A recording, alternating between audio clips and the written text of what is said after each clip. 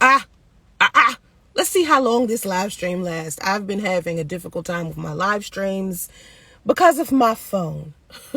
I did like a YouTube live stream yesterday and my phone, oh my God, I can't believe I spent $800 on a phone, right?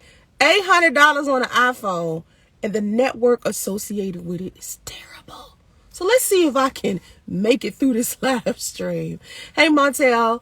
Hey, everybody that's in the chat below. Why isn't it letting me scroll? Oh, there you go, boom. I see y'all. I see y'all. Hey, Charles, what's up? Happy Cappy. Alameda. La. What's up? How you doing? I hope you enjoyed your birthday recently. You hit me up and you was like, it's my birthday, all excited and stuff. I was like, damn, I'm so tired. Like, I can't even celebrate with him. I'm so tired. So, it's Sunday morning, of course. Sunday morning. What time is it with you guys? It's 9 a.m. here in California, in Northern California. It's raining. We're having our rainy season right now. And if you don't know how Northern California works, people think it's like sunny here all the time. No. In Northern California, you know how you guys get snow on like the East Coast, maybe on Washington, D.C. or something like that? When you get your snow, we get rain, basically. So that's what's happening. So it'll rain straight for like an entire month, you know.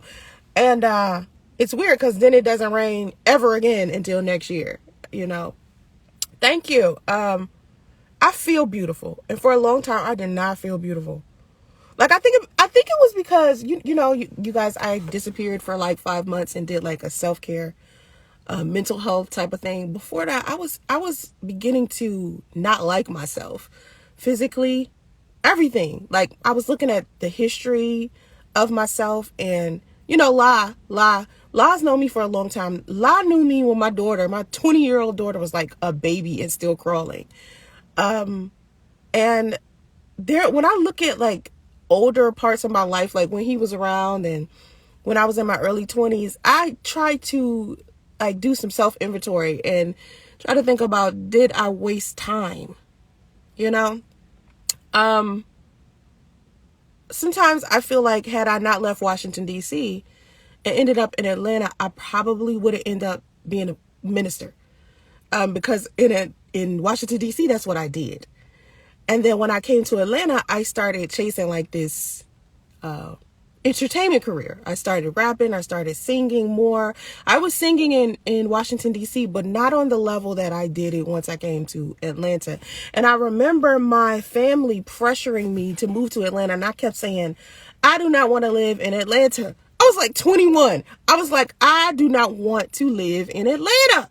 Like, I'm not interested. It was like, this is the music mecca and you're going to be able to make it. And you've been singing all your life and you need to go be a singer and all this. And I was like, I'm not interested in living in Atlanta. And my entire family had moved down there and I was still in Washington, D.C. And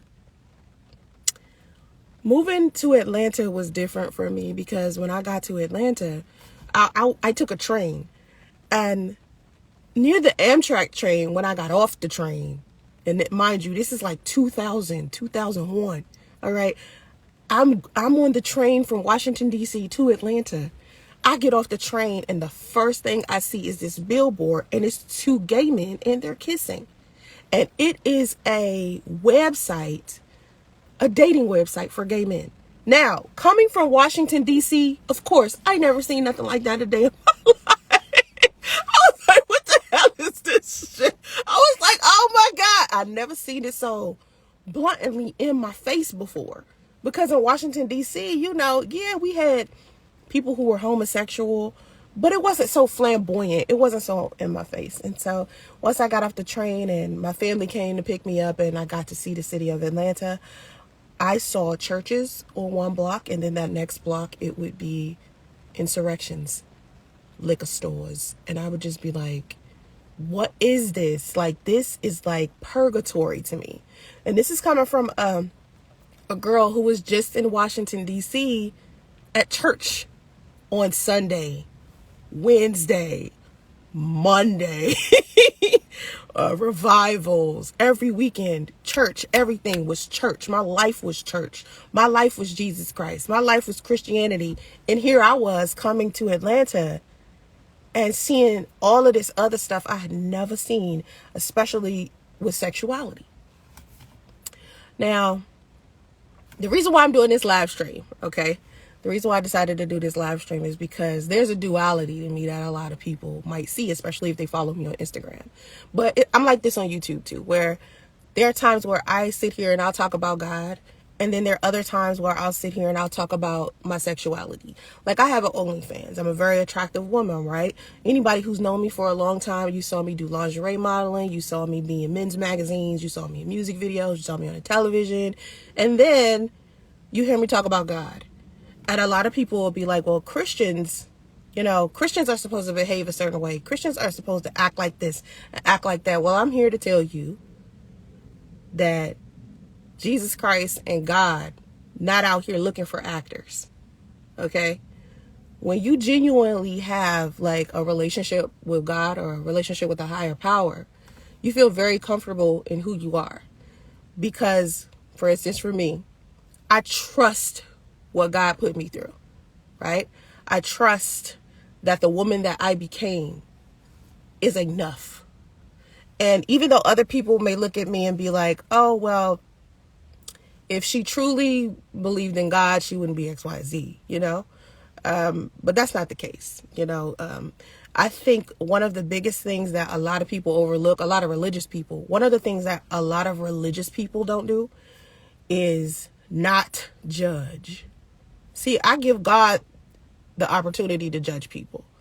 Like, whatever it is that you're doing with your life, and you may have misstepped in your journey, you may have made a poor decision, you may be, fighting your own demons. Who am I to look at you and feel some type of way about what you're doing?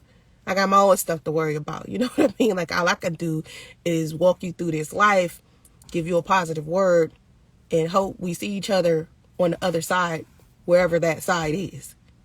And then once we over there, don't let it be purgatory or hell, because I'm going to try to help you get through that too. And I hope you try to help me get through that too. Listen, it's a duality to me. It's a lot going on with me, Bronco, I thought Atlanta was like that until I watched Housewives of Atlanta. I didn't realize LGBT community was heavy like that in Atlanta. Yes, when I first moved to California, I've been in California for almost 4 years, right? People always be like, California, San Francisco specifically, is like Atlanta. It's so many homosexuals here. I was like, no. Not even close. Okay? I lived in Atlanta for 17 years. I've been living in San Francisco in the Bay Area for 4 years. There's no comparison. Atlanta's LGBT community is strong. Now, it's LGBT people here, but it's not as flamboyant. You understand? Like, people in Atlanta, it is just gay people everywhere. Everywhere. You understand? Bisexuality is something that's prominent in Atlanta amongst men, black men specifically. And we're even talking about black men who are married, black men who claim to be in monogamous relationships. These men are bisexual and they're down low at the same time. And these women that they're dating don't even know. So yes, it's a thing, right? It's very, it's almost like it's trendy. Like, it's something that it's a part of that culture. Atlanta in general is one of those places where sexuality is part of the culture. I think it might have been because, there was a time in the South where there wasn't nothing to do. You know what I mean? Like, all you had for entertainment was like sex and drugs and stuff like that. But when you come from a place like Washington, D.C., where, excuse me, that's my car. I just turned it on because I need some heat. I'm originally from Washington, D.C., and growing up in Washington, D.C., we had so many different things to do. Like, in San Francisco, it is so many different things to do. Like, you're not sitting there bored. In Atlanta, it's some stuff to do, but for the most part, everybody's partying and having sex and drinking. That's mainly it. You know what I mean? And in San Francisco, it's so many different cultures. It's multicultural. So you have so many different events, so many different things that's going on. And unfortunately, since I've been here, I haven't been able to like indulge in that type of stuff because so many things have been going wrong. Like damn fires, COVID, all types of stuff. So since I've been here, it's kind of, California's been kind of shut off to me, you know. What made me leave Atlanta, Tina, you're asking why I left Atlanta. Atlanta was not for anybody, let me just say this, for anybody who might have children, Atlanta's not a place where you should raise your children, because the culture there is kind of, I mean, and we're talking about Atlanta and maybe the surrounding areas that's maybe in a 20 to maybe 30 mile radius of Atlanta. So we're talking about College Park, we're talking about Decatur, we're talking about any predominantly black area that is kind of mid-class. Even then, the culture, it might be bad. Like, my daughter went to a middle school there, and this little boy walked up to her and told her he was gonna fuck her in the ass. And she was in 7th grade. And she came home crying. She was upset because the little boy told her he was gonna, you know, fuck her in the ass. And so I went up to the school and I was like, listen, this little boy here, who my daughter continues to keep having problems with as far as sexual assault goes. And I told her to tell the teachers and whoever. The first couple of times he did something real slick, but now he's going so far as telling her he gonna fuck her in her ass. What y'all gonna do about it? They was like, oh, we don't have any proof that he did that, and there's nothing we can do about blah blah blah blah blah. Do you know I took my daughter out that school? I took my daughter out DeKalb County in general and put her in Gwinnett County, where it was like multicultural, and if you go to a school in an area where it's multicultural, where some white people at, and you say, listen, my child, this boy told her that he was gonna fuck her in the ass, and they in 6th damn grade, he's gonna get punished. And we never had that problem again. We never had that problem again. You know, kids used to steal from my daughter. My daughter was always like wealthy, you understand, because she had both her parents, you know, and a lot of the kids that were in the black neighborhoods didn't have both of their parents, and they for damn sure wasn't wealthy. You know what I mean? Like, people think Atlanta money is wealth because everybody's, you know, they're able to buy like these big houses. Maybe they have this ability to buy some land. It's not real wealth when you step outside of it. Real wealth is when you are capable of living anywhere, you know, and you still, you know, have a substantial amount of income, you understand? So people in Atlanta, they think they're wealthy, but they can't afford living anywhere else. So everything is so cheap in Atlanta. You get what you pay for. You get what you pay for. So if everything is cheap and anybody can live there, suddenly it's not looking like such a beautiful place, because so many things can happen. Like I said, people were stealing from my daughter. My daughter, I had to keep getting her new phones. When she was in middle school and high school, I had to get my daughter like 6, 7 phones because kids kept stealing them. They were stealing her money. I was like, why do you keep letting these kids? You better start beating them. You know what I'm saying? What you doing? But my daughter wasn't built like that. My daughter was like real sweet, real kind, you know, a nerd and everything. And I was like, listen, I got to take you out of this.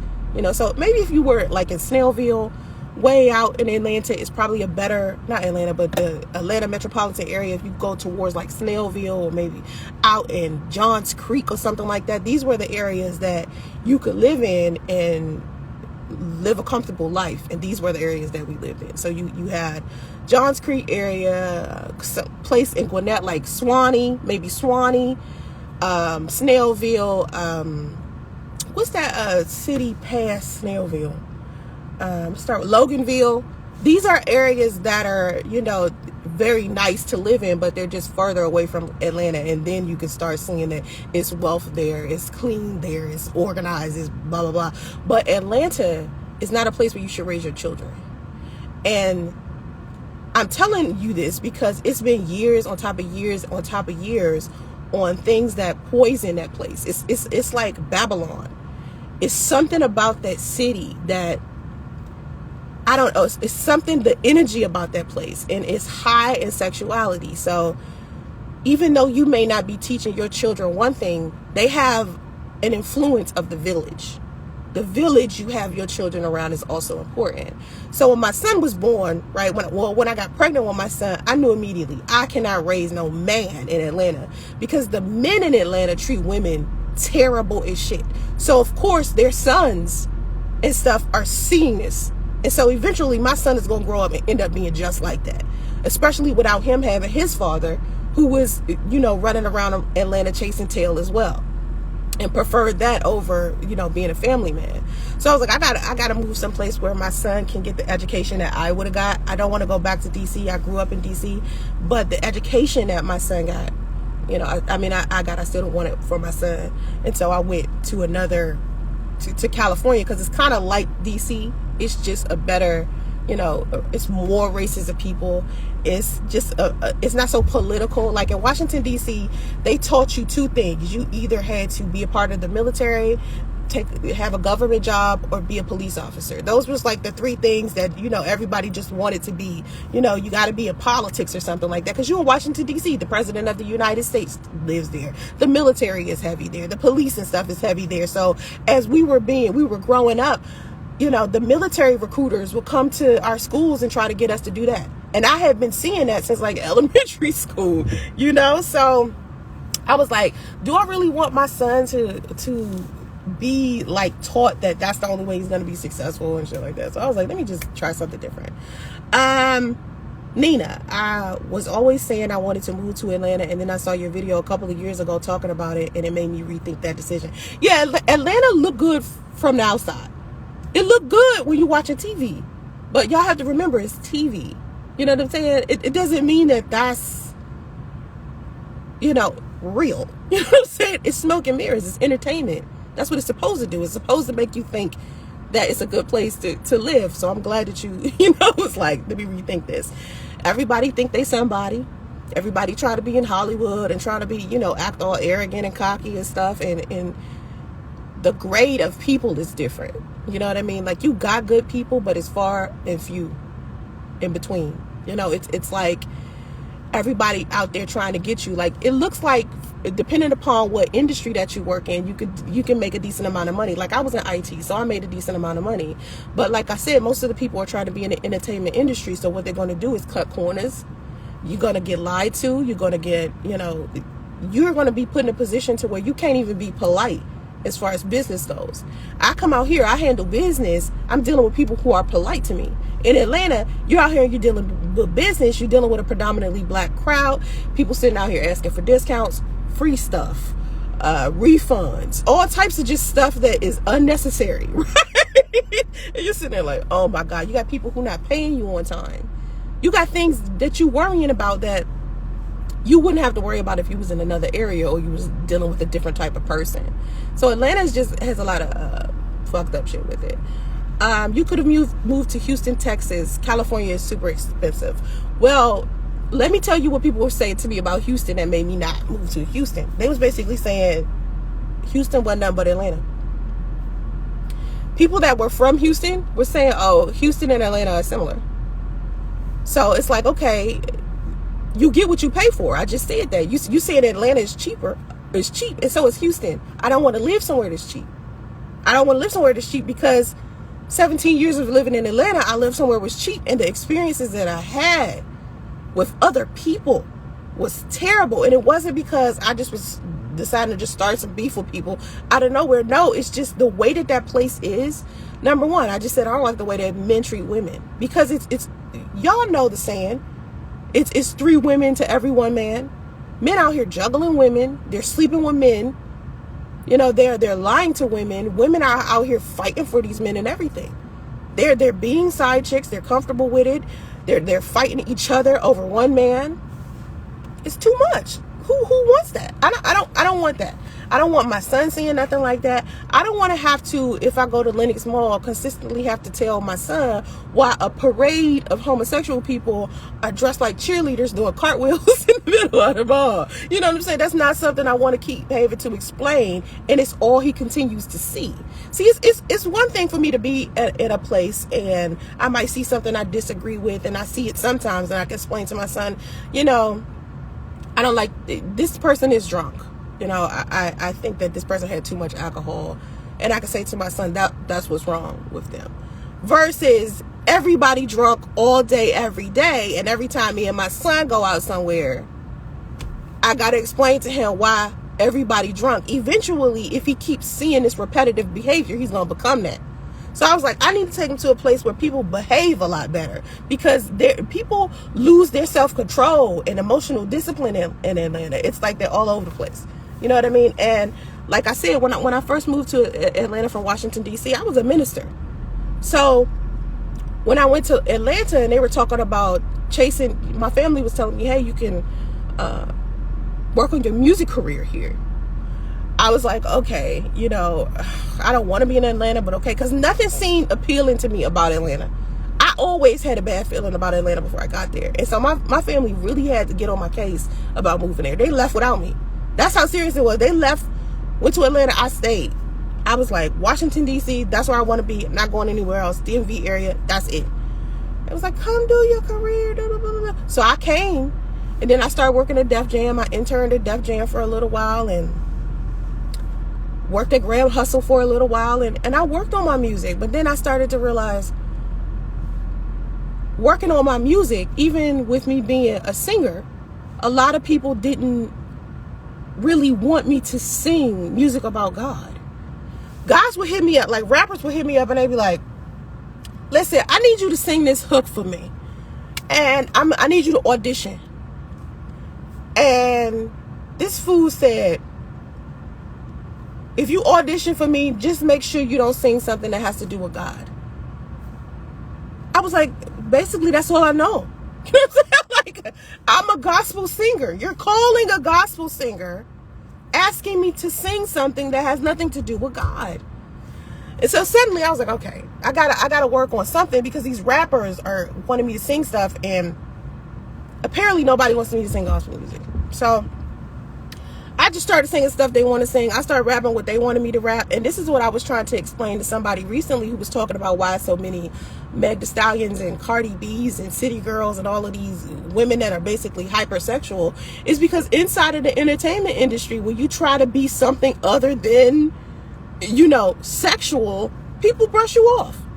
People brush you off. If you're not singing something about drugs, alcohol, disrespecting women, something ridiculous like that, these men didn't want you to come and sing a hook. They didn't want you to do that. So it was hard to try to start a gospel singing career in Atlanta. So I had to just start singing other stuff. And I just started getting away from God, doing all these other things. Nothing that had to do with church. I did have a job. I was ministering at this place, and I was doing like their clerk stuff, like their file clerking and their accounting stuff. This is when I was really young. I was an independent contractor at this ministry called Women of God Changing Lives Through Christ.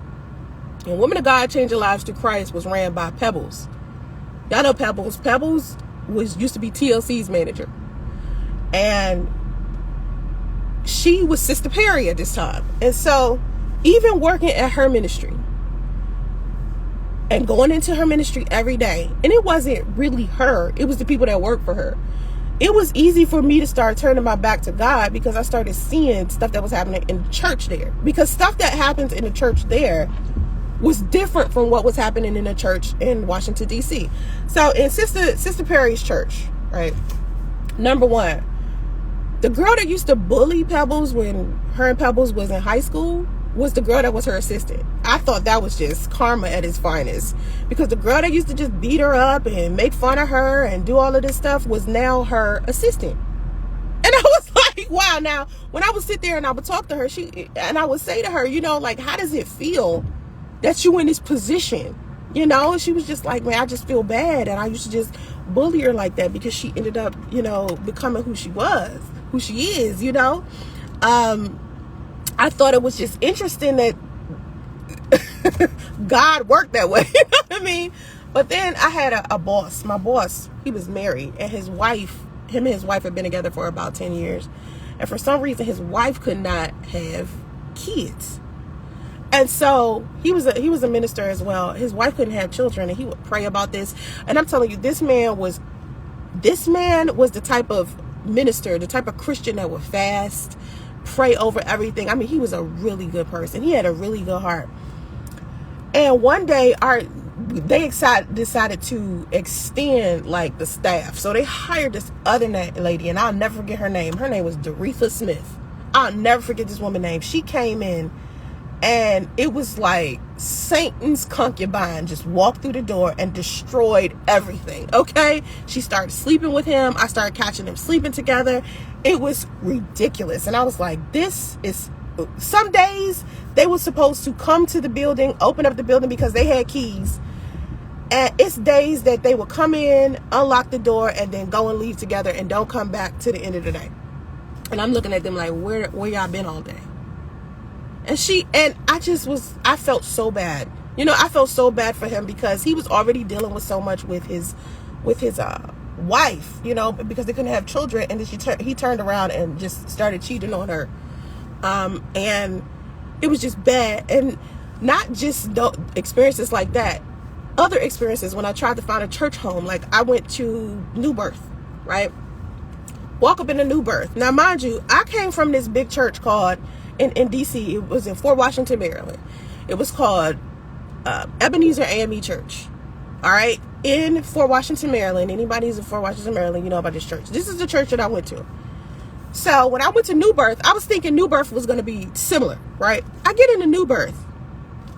It was like watching Lucifer in HDTV. First of all, I never seen a performance or a production flow so well in my life. Like, you could tell it was staged, it was orchestrated, everything was so like, you could tell it was for TV. That's what it was for. Because remember, during that time, I think he was, you know, like televangelist type of person. And it just, the way people were coming to church, they was making sure they dressed a certain way because they knew they was going to be on television. It was just too much. It wasn't of God. It didn't feel like God to me. And no matter what church I went to, it never felt right. I went to this church called Victory in the same area. I think it was in like Lithonia. And it was ran by a woman. And it felt a little good because my mother would go there. But something was off about that church as well. I went to World Changers with Creflo Dollar. Now, I tried to stick to Creflo Dollar because I had been jumping from church to church to church to church. So I tried to stick with Creflo. I really did. And Creflo's church was far from where I lived because, like I told you guys, I was living like in Gwinnett. So I had to go all the way to the other side of Atlanta to go to Creflo Dollar's church. And it was just so difficult. And I was just like, being a woman of God is hard in Atlanta because you got all of these churches everywhere, and none of these churches are of God. It's churches everywhere. And you would think because it's churches everywhere, you should be able to find a decent church home. Nah, man. Because it was a business there. It wasn't about God. Church was a business there. And so it was easy for me to fall out of being a minister, and I think I should have just moved back to DC. I did live in Charlotte for a little while. I lived in the Queen City. I loved Charlotte. Like, Charlotte was pretty cool, but what ended up happening with Charlotte is that the modeling career that I started, it was taking off. So I had no choice but to go back to Atlanta because all of the work that I was getting with my modeling career was in Atlanta. You know what I mean? I had no choice. And I got caught up. With one of these men that I used to go to college with, and he wanted to get married. He didn't know I had moved to Charlotte, and I had been gone for about 3 years. And he hit me up and he was like, you know, I want you to come back to Atlanta. I bought this new house. I need us to get married. You know, he was crying. He was like, I haven't seen you at college. I'm sorry for what I did to you when we were dating before. I just want you to come back to Atlanta. We're going to get married, blah, blah, blah. I come back to Atlanta. All my work there anyway. My family's still there. And then here's this guy. He's telling me he wants to get married. I get to Atlanta, right? Lord. I get to Atlanta. This dude, I'm not able to catch up with him. I don't know what's going on. You done got me to move out here. I can't get you on the phone. I don't see you. I don't know what's going on. 3 months later, he comes out of nowhere, tells me that the entire time there's been another woman living in that house with him. And he just didn't want to tell me because he didn't want me to move back to Charlotte. I said, why the fuck not? you in Atlanta in this house with somebody else. That's how the men in Atlanta operate. That's an example. That's just a small example. Peppertone. Action Jackson. Peppertone. That's right. The nigga factory. Yes, Atlanta's the nigga factory. And I don't mean good Negroes. Because there's a difference between niggas and good Negroes. Nigga factory. Kanye West says if he talk about God, his record won't get played. Yeah, like people don't like, I don't know what it is about when you talk about God in the entertainment industry, or when you talk about God, like when I talk about God on YouTube, I had always wanted my channel to be about metaphysics and spirituality, but when you're dealing with the black community, nah. Like it's just something about it. It just brought a wave of like negativity. So I had to stop being so positive all the time. You know, now when you look at other channels on YouTube and you see all of these like positive, like, you know, white people and stuff like that, it's easier for them to gain traction. It's easier for them to put up content that's positive, and their community will attach themselves to it. The black community, on the other hand, it's a lot harder. Like, you got people who do motivational speaking and stuff like that, but usually when they do motivational speaking, it's attached to business. Like maybe they're doing something that has something to do with their job or something like that, or they're teaching wealth or something like that. You know what I mean? When you're talking about relationships like how I do, a lot of times the only way you could be successful with that is if you're giving relationship advice to women. I give relationship advice to both genders. So a lot of times who I am, it's very hard to be who I am on social media, especially now that the algorithm is the way that it is. Like, in order for your content to build traction, it has to be trending. And I tell you guys, like my live streams, share my live streams is more important, because if you share them, then it gets into the algorithm, and then more people will see me doing something positive. But a lot of times people don't want to hear, they don't want to hear that. They want to see people getting ratchet, fighting, lying, something sexy. Don't even get me started on OnlyFans.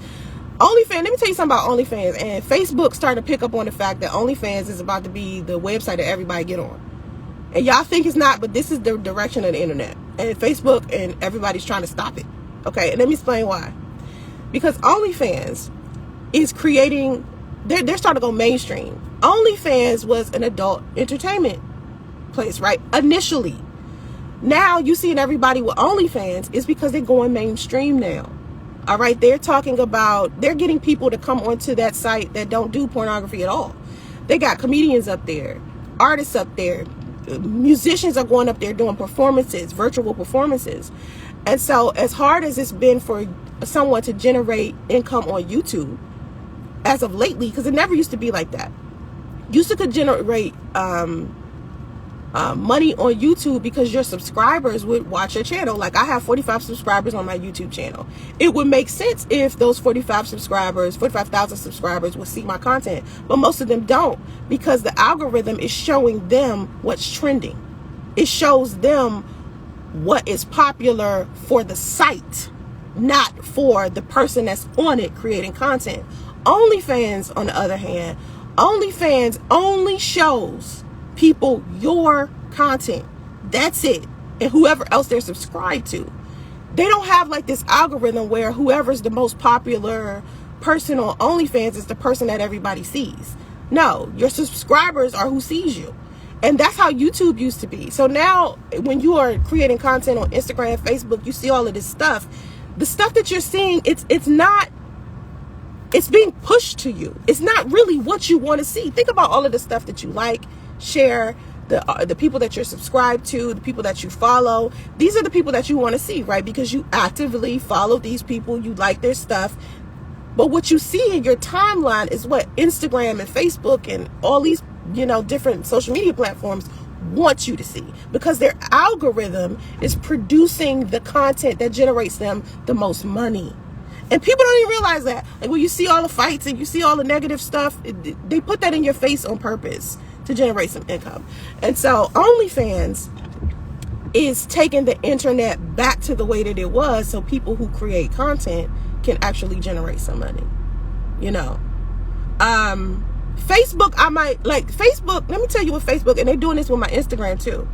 When I used to post my OnlyFans promos, y'all see my OnlyFans promos, right? There's no nudity, there's no sexual activity, none of that, right? It's just a picture of me, like, maybe I'm, you know, I got breasts, so I'm like, boop, boop, boop, you know, try to be sexy, right? Because it's OnlyFans, right? I still got to be sexy, and everybody know the history of me. I've always done lingerie, I've been a model, right? So when I first started posting my OnlyFans promos, Facebook picked up on it because y'all was clicking on that stuff like crazy. All right, y'all was like, oh, okay, and we'll go straight to OnlyFans with no hesitation. Now when I put up a promo, OnlyFans promo, Facebook and Instagram take it down every single time. You're soliciting sex. No, I'm not. Because over on my OnlyFans, I don't solicit sex and I don't do pornography. But if you leave it up to Instagram and Facebook, they classify you promoting your OnlyFans as that's what you're doing. Now, other people on OnlyFans have got onto Facebook and Twitter and Instagram and YouTube and start complaining that now suddenly within the past week, Facebook is starting to delete anything of somebody else promoting OnlyFans. Anything that has OnlyFans on it. You don't have to be selling sex. You don't have to be doing any of that. Because like I said, OnlyFans, they have comedians. They have, it's chefs on there doing cooking tutorials. It's cosplay people on there. And they're building their fan bases. Once OnlyFans gets to a place where it's mainstream, people are going to start dropping off of Facebook. Number one, Facebook has a lot of privacy issues too. Okay, don't forget that, because there are conversations, listen, there are conversations that I can have with somebody. Like, say for me and you in the messenger, right? We're having a private conversation. Facebook will see what we talking about and put us in jail. If we, let's say for instance, me and you having instant messenger sex. Let's say we're privately flirting, all right? And I'd be like, send me a picture of your, you know, you'd be like, send me a picture of your, and I'd be like, okay. Facebook sees that, one of y'all in jail, or both of y'all in jail. It's a private conversation. You're not publicly posting it anywhere. What the hell is wrong with my goddamn? There it goes. You're not publicly posting it anywhere. Your messages still aren't private on Messenger. It's not even private when you use your phone. Let's say, for instance, you're using your iPhone. I text you my tatas. You text me your ping. It's up in the cloud. There's no privacy on the internet. The thing about OnlyFans is, let me tell you why I think OnlyFans don't have an app. If you notice, OnlyFans don't have an app. It's just a site. Because I think if they have an app, it will require them to collect all of this information. The information that you put on OnlyFans, it expires. And you can't take it off. Like, say, for instance, you might be able to do a screenshot. That's one thing you can do. I wish they would get it to where you can't do a screenshot. That would be good. But for the most part, it's so private. You know what I mean? It's like no privacy issue. Yeah, I'm on OnlyFans. You can go to my OnlyFans. I don't twerk. My bad. Not my thing. I don't do pornography. That's another thing. I do have nudes. People pay extra for nudes. Yes. But for the most part, my sexy pictures are up there. Like pictures of me in lingerie, stuff like that. And I give relationship advice. I give love, sex, and relationship advice for men over there. So, and we talk about money a lot. Like finances, stock, and stuff like that. Oh, thank you, Miss KSKV. Thank you. If you're still in here, thank you. It's the same way here in Utah. You ain't Mormon, but don't let them make you mean. NPO Creations, I'm sorry, you said, why do you say for men only for your OnlyFans page? I thought you were bi. Yeah, my OnlyFans page is for gentlemen. I'm bisexual, yeah, but any woman that comes to me, I would prefer her to be a gentleman. I mean, listen, my OnlyFans isn't for my sexual and pleasure. You understand? Like, it's not like I'm sitting up here I have to be on OnlyFans for my own personal enjoyment. No, I'm here to provide a service for men. So it's for gentlemen. You know what I mean? They have put it on the App Store, then it goes into their servers. Yeah, I didn't see an OnlyFans app. I still haven't seen it. You're talking about the OnlyFans app? Yeah, I still haven't seen it. I'm going to go look. When I finish this live stream, I'm going to go look and see if it's an OnlyFans app. Because I have not seen an OnlyFans app. I see the website. Like, even if it is up there, I think it's going to direct you to the website. Like, it's weird. That's the worst about internet. Nothing is private. Yep, nothing is private. If you want something to be a secret, don't put it on the internet. Don't put it on the internet. Okay, actually, I thought you were saying, I thought you said OnlyFans put their app on the App Store and then it goes into their servers. You're talking about other apps. But yeah, it's no privacy. But the whole premise of this live stream was me talking about how I could be so of God and then turn around and be so, like sexy. I think a lot of people put a negative connotation on top of sex unnecessarily. I don't think sex is a bad thing. I don't think promiscuity is safe or anything like that. I think that me being poly or me being comfortable with my sexuality more has to do with me being comfortable with who God made me to be. And I just want people to understand, when you see me posting about God, yeah, I'm genuine. I'm genuine about that. And what I was getting into when I started talking about churches in Atlanta was, I feel like when I was younger and I was looking at these churches, I might have been judgmental because I was thinking church is not supposed to be this way. Church is supposed to be different. It doesn't feel genuine. When I walked into New Birth, it felt like Lucifer in HD. When I walked into Victory and I walked into World Changers Church, it didn't feel like what I thought Christianity would be. So I was being like oddly over judgmental of church. You know what I'm saying? But I did eventually no longer be Christian, and I'm Buddhist. And Buddhism is the closest thing that I could find that has the teachings that I would want to teach someone else. Christianity to me seems a little hard, or it seems a little far-fetched for somebody to live up to. I don't know if you guys feel like that. Like, religion sometimes is hard to live up to. The stuff that they expect you to do is almost like, you do realize I'm human, correct? You know what I mean? Like, you do realize that, I eat, breathe, and sleep, right? You know what I mean? Christianity just seems so hard. Like the 10 Commandments and all of that stuff, the stuff that you're supposed to do, the stuff people argue about, what's a sin, what's not a sin, who can be a part of it, who can't be a part of it. It's just too much. Okay? Now, it doesn't mean that I'm saying I don't want people to be responsible or held accountable for the things that they do, because that's a lot of the reasons why a lot of people don't choose religion, because they feel like it's too much of a requirement. It doesn't make any sense. I think a lot of that is just lazy mentality sometimes. Because I'm not saying you should stick to a specific religion that's my religion. I'm just saying find something. I went to a church where the pastor asked members to donate $1,000 for him to buy private jets, and he already drove a Bentley. Yeah. I could understand why people be scared to give people donations now, because so many people have misused donations. People are always going to think somebody that asks for donations is scamming. I used to ask for donations but I used to ask for actual stuff, not really money. When I used to cater to the homeless in Atlanta, I don't know if you guys remember this. I did this for a long time, where I worked with Simply United Together.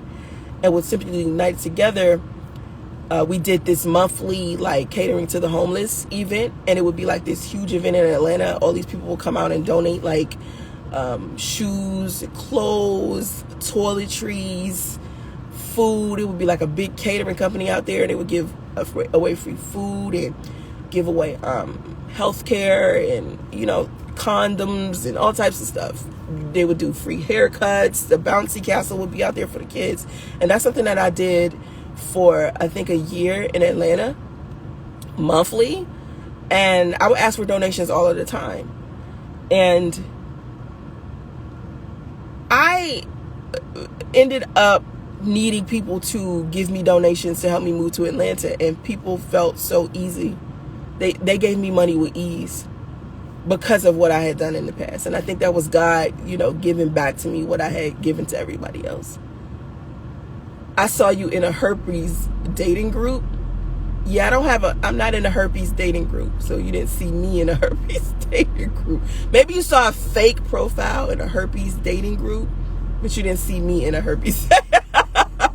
I was talking about herpes recently, where I was talking about how my son's father had cold sores on his mouth. And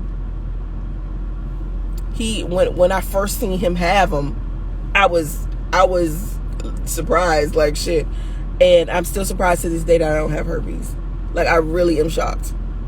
I'm surprised I didn't get herpes from him. Child. Anyway, being religious is a hard thing. That's true, Platinum Plus.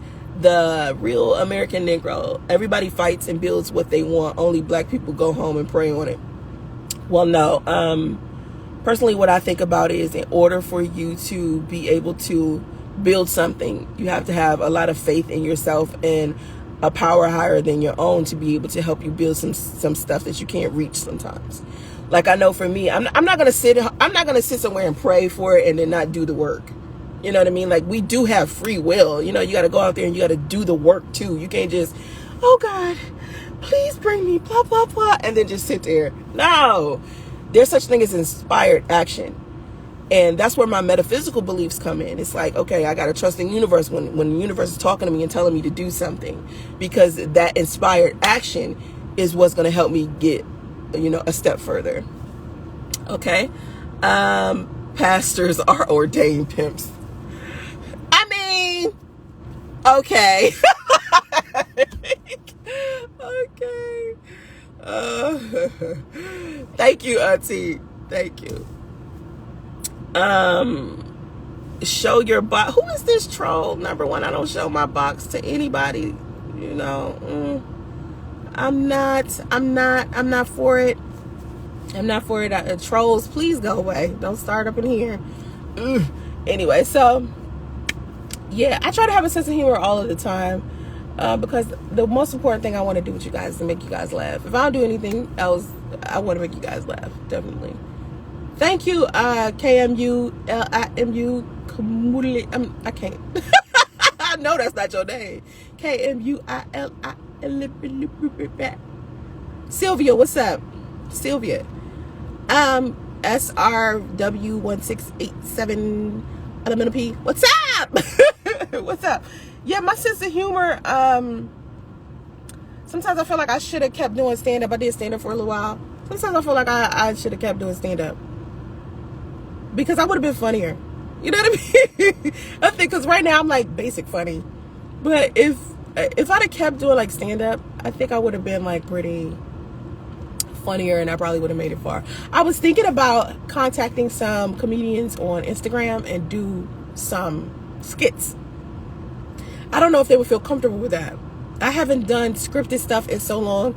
I don't know. Sometimes I'm at a loss for what I should do on the internet, because now, like I said before, when we were talking about algorithms, now the content that you post when you are a content creator or you're a digital creator, now the only way it's seen is if it's inside of this algorithm, instead of it being seen by the people that follow you or subscribe to you, you know. Yeah, I haven't done a skit in a long time. I was thinking about doing it. I was looking at this guy, his name is Mojo Brooks. I think Mojo Brooks. I found him yesterday, and he does skits, and I was thinking about working with him. There's another guy, his name is Jeremy. He does skits about relationships, so I was thinking about trying to figure out if I could do something with him first, because all of his stuff is like something he does with this other woman that he calls Bianca. I don't think that's her real name, but he calls her Bianca in the videos. His name is Jeremy. He does like skits with her all of the time, and they're about relationships. And I was like, maybe that's something I should do. Yeah, my hair is still natural underneath. Like, this is why I wear, like, this is a wig, right? I'm not ashamed that I wear a wig. I'm wearing wigs now. I wasn't wearing them before. I just started wearing them maybe like a couple of weeks back, like 3 weeks ago, because my hair, I want to keep my hair is growing so long, but it started breaking off because all of the wear and tear. So now it's just cornrow underneath. And I wanted to stay that way because when I'm not wearing a wig, I want my hair to be beautiful for my guy. You know, like, guys love hair. You know what I mean? So I don't want my hair to break off and then I end up with no hair, because I want to look beautiful every time I do content online. I was like, fuck that. I got to put on a wig. I have to put on a wig. And I know you said everybody wear a wig. Yeah, but a lot of guys, the reason why I wasn't wearing them before is because, you know, I'm a YouTube content creator. So a lot of guys were complaining about women wearing weaves. So I wanted men to understand, yo, I'm beautiful without my makeup. I'm beautiful without a wig on. I still look good. You know what I mean? Hey, Mr. Sawyer. I still feel like I'm a beautiful woman without it. And I want my man to be able to enjoy that without it. You know what I mean? When I do finally settle down, if I finally settle down, don't get me started. Don't get me started on a marriage conversation. That's a whole nother thing. Because being in Atlanta also helped me change my perspective of marriage. You know what I mean? Like marriage, woohoo! Like, people are supposed to get married because of God. And I decided to get into a spiritual marriage with my son's father. And I promised God, and I promised my son's father that he was going to be the one man that I spent the rest of my life with, because the agreement was for us to be monogamous. And people, when I tell people I was in a spiritual marriage, a lot of people feel like because I didn't legally marry this man, it means it wasn't legitimate. No, I made a commitment. I made a commitment to God. And if you know me and my relationship with God, then you know how serious that is, because I've never made that commitment. I've never made that commitment before. And so when things broke off between the two of us, it was very hard for me. Like, it crushed my soul. Do you understand? My soul was so hurt. Number one, I was so upset with God. I was so upset with God. I was like, why would you bring this fucking asshole to my life? And he doesn't even have faith in you the way that he's supposed to. Because my son's father's biggest issue was he was upset with God. He used to be a Hebrew Israelite. He was upset with God because God didn't answer one of his prayers. So he had decided that he wanted to give up on religion altogether. And my thing is, like I told y'all a minute ago, you don't have to be Hebrew Israelite or Christian. You could be Muslim, you could be Mormon, you could be Buddhist like I am, whatever religion that you choose. Just make sure it feels right. Christianity, after a while, didn't feel right to me. So it wasn't part of my journey. It wasn't part of my walk. But it doesn't mean I no longer have faith in God. Okay? And you can't lose faith in a power higher than your own. You just have to understand that there are some things that you don't understand at the moment that you will understand later on if you just trust God. Just trust it. I'm telling you, because when you don't, oh my Lord, things go so crazy. Okay, yeah, I'm not gonna talk about it. I just wanted to talk about my marriage, what made me decide to marry him, and then people devalue my marriage, you know, and it's hurtful sometimes because they don't understand my heart. They don't understand me and God, and how much it hurt me to have to break my promise with God and start dating again. But I had to start dating again because I was becoming like this woman that had like this negative connotation or this negative feeling about men all the time. And I didn't want to be that, because it's not all men. Not all men are bad. You know, some men are good. Now, I did learn that I love my personal space. I don't believe in cohabitation.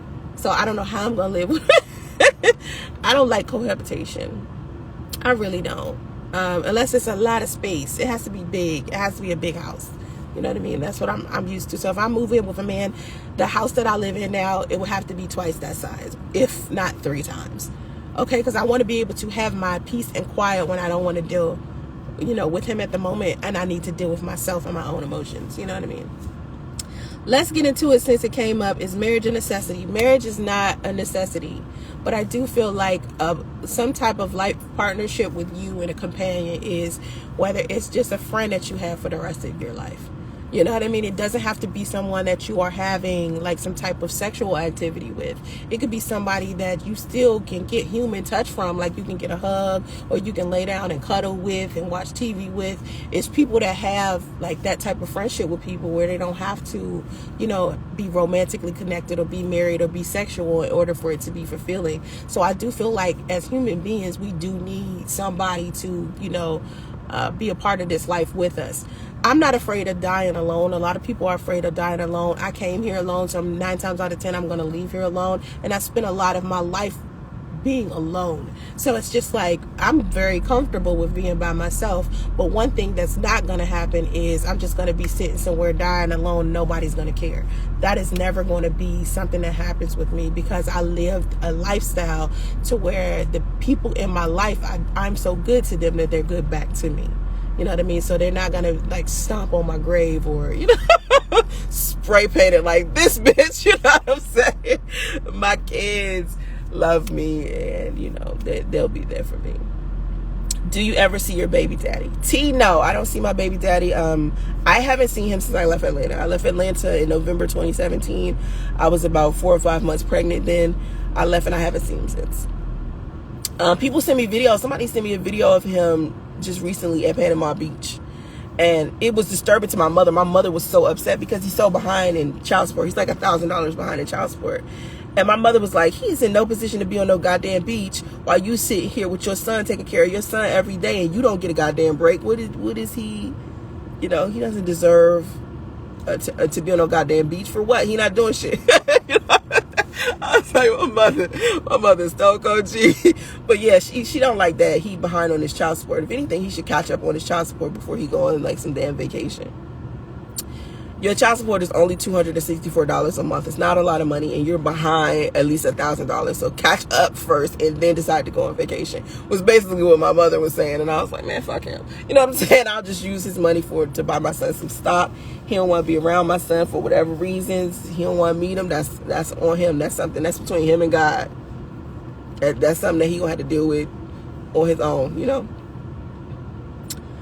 Lay down and cuddle. If I lay down with a I know that's right, Miss KSKW. You want to make that macaroni and cheese? you want to make that macaroni in a pot? Yeah, I mean, I'm not saying don't. I'm not saying don't have sex. I'm saying sometimes you don't need it. Like, I'm not like I'm the type of person. I was celibate for a long time, right? I spent a lot of my life celibate, right? So it's easy for me to not have sex. Like, I'm not as sexual as people think. Like, people think I'm like super duper like promiscuous and I'm just jumping on penises and I'm twerking and dropping it like it's hot. Nah. No. Not me. I haven't had sex since June. And then before that, I hadn't had sex since my son's father. And that was in 2017.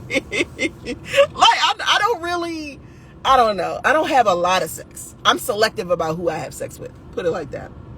It take a lot for me to want to have sex with a guy. Like, serious. Like, he really has to be like super fine. I have to be super comfortable with him. I have to genuinely like him as a person. He has to have me mentally up here before he can have me physically. I don't know. I don't know why I require so much just to do it. But I guess it might be my age. Because when I was younger, I don't know if I required so much. I think maybe I required dinner, a movie, some type of something, time, maybe like 30 days. Well, no, let me not say that, because I've had one night stands. You guys had one night stands. I've had guys where I was like, all I know is I want to sleep with him and that's it. So this is about to be it. We're about to go make that macaroni in the pot and just be out. You know what I'm saying? Like, I've done that. But now that I'm older, I look at sex different. You know what I mean? I even with my son's father, he and I barely had sex. Like, people think, I don't know how I ended up pregnant. I still to this day, it's like, I went years trying to have a baby. You know what I mean? And I couldn't. My daughter's 20. Okay, think about this. My daughter is 20. My son is 2. That is a big difference. I could not have kids. And it was because of an abortion I had in my early 20s. And so I tried. I was in relationships with better men.